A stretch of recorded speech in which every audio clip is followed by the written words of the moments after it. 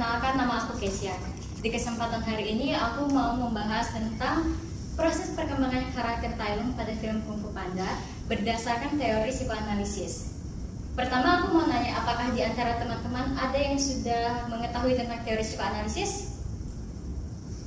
Bagi yang belum tahu, mungkin aku akan menjelaskan sedikit. Teori psikoanalisis adalah teori yang membahas tentang kejiwaan seseorang atau perkembangan karakter dalam diri seseorang yang dikemukakan oleh Sigmund Freud.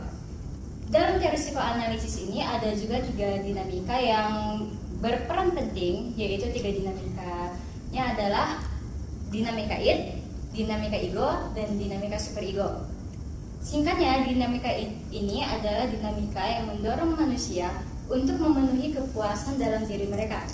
Sedangkan dinamika superego adalah kebalikan dari id, di mana dinamika ini mendorong manusia untuk melakukan hal-hal yang baik. Sementara dinamika ego adalah dinamika yang membuat manusia berpikir secara rasional.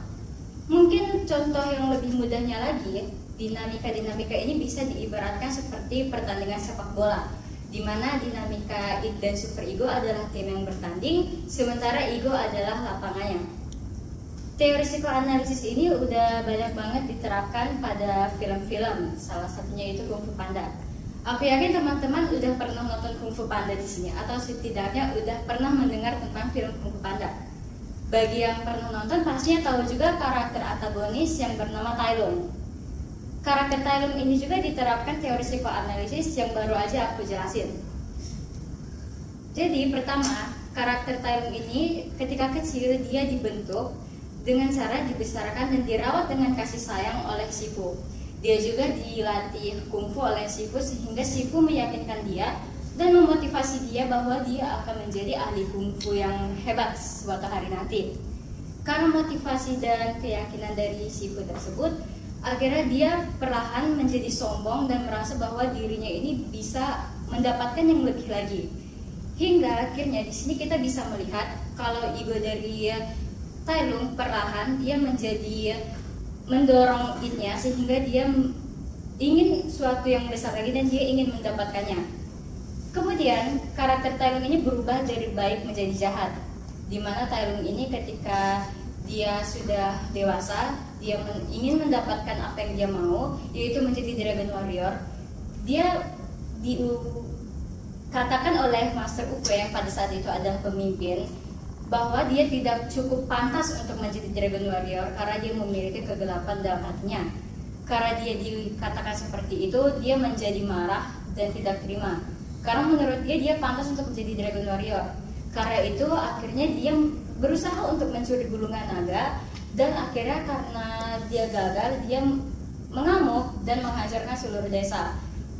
Pada adegan ini kita juga bisa melihat kalau id dari Tai Lung lebih mengutamakan lagi dirinya, sehingga dia sudah tidak berpikir secara rasional lagi.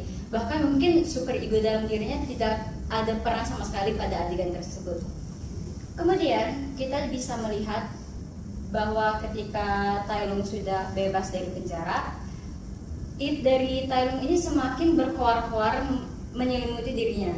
Karena kita bisa melihat bahwa Tai Lung ketika bebas, dia di penjara bukannya merefleksikan dirinya sendiri agar bisa menjadi lebih baik, tapi dia malah amarahnya semakin besar dan ingin membalas dendam kepada Po dan Shifu yang merupakan guru dari Po yang sudah melatih Po kungfu sejak itu. Dan Po juga sudah menjadi Dragon Warrior yang menurut dia Po tidak pantas karena Po tidak menjalani pelatihan kungfu yang keras sepertinya sejak dia kecil.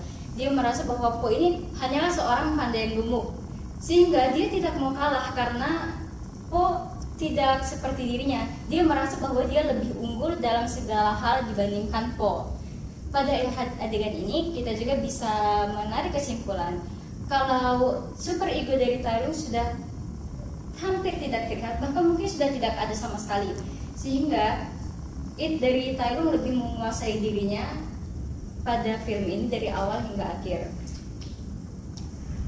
Kita di sini bisa tahu kalau misalnya teori psikoanalisis ini sangat berperan penting bagi karakter-karakter dalam film, seperti perkembangan karakternya sehingga bisa mendukung jalannya film. Di sini aku juga berharap aku bisa menambahkan ilmu dari teman-teman lagi sehingga teman-teman bisa mengerti dan mungkin memotivasi untuk meneliti lagi karakter-karakter dalam film pada teori psikoanalisis ini. Mungkin sekian aja dari aku mau mengucapkan terima kasih banyak atas perhatian dari teman-teman. Sampai jumpa lagi di kemudian hari.